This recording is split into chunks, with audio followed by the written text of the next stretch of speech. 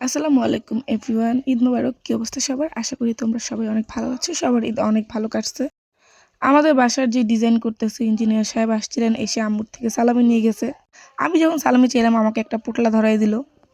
যাই হোক, যা পাইছি শুকরিয়া আলহামদুলিল্লাহ। তো পোটলা খুলে দেখি একটা ২টা মিষ্টি ছিল, ২টা খেজুর ছিল, একটা কেক ছিল। তারপরে খাওয়া দাওয়া করে ঘুমিয়ে গেছিলাম। এটা হলো পরদিন সকালে বলতে দুপুর ১২টার দিকে আমি ঘুম থেকে উঠছি। অ্যান্ড উঠে দেখি আম্মু এখানে রান্না করতেছে। ডেইলি রান্না করার ট্রাই করে, বাট বাতাসের কারণে হয়ে ওঠে না। বাট আজকে যেহেতু বাতাস কম, তাই আম্মু বলল যে আজকে সে রান্না করবে। আচ্ছা, যাই হোক।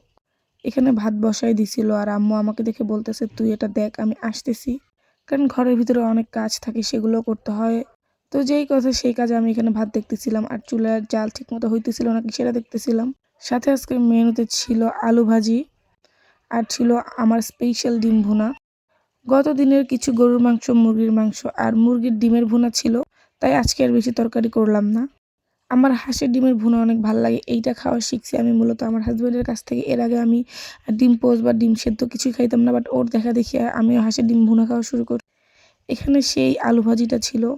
আমার বড় বোন আবার এভাবে আলু ভাজি খেতে খুব পছন্দ করে। বড় বোন না, বড় বোন, ছোট বোন, আম্মু সবাই একটু টমেটো দিয়ে গাজর দিয়ে আলু ভাজি করলে ওরা অনেক পছন্দ। আর আমি আমার মতো করে 2টা হাঁসের ডিম বেশি করে ঝাল তেল দিয়ে ভুনা করে নিছি। আমার এভাবে খেতে ভীষণ ভাল লাগে।